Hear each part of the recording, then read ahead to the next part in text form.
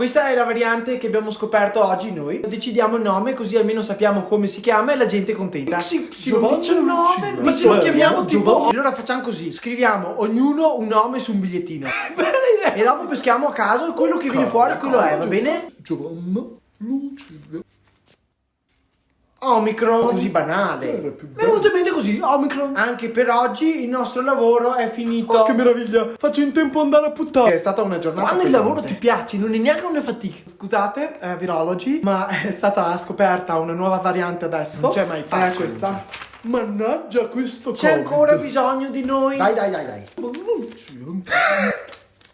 Ma insomma, ma dai, ma no, No, non si può, hai detto dai. quello che viene fuori, quello è.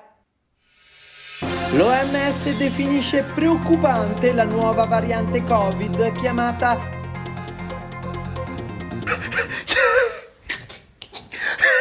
Allora, primo numero da 1 a 5.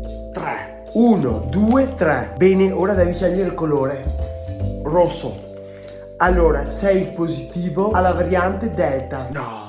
Vuoi partecipare anche tu? Ah no, io ho fatto il vaccino. Tutte e 3 le dosi. E allora? Guarda che puoi comunque prenderti una variante, Ah, sì? certo. Allora fai 4. 1, 2, 3, 4. Colore?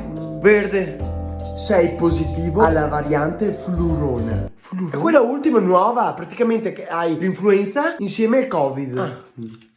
Vabbè, tu vuoi fare un altro giro? Ma scusa, ma lui ha appena preso la Delta. Cosa c'entra? Posso prenderla anche 2 volte, eh? Ah sì? Certo. Dai, e il numero?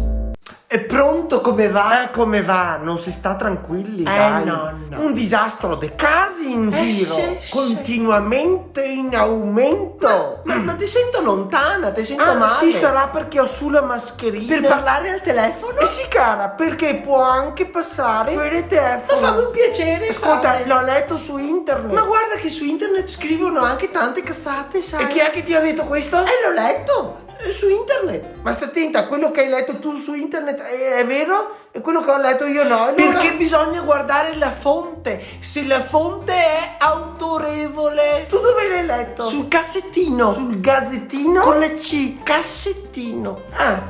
Io su cassettone.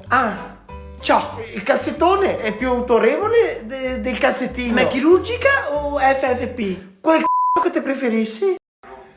Luca Zai, a quanti anni è che siamo in questa situazione? Guarda, la signorina, quando abbiamo iniziato, quanti anni aveva? Massimo 25, guarda adesso. Ah? Sei stufi?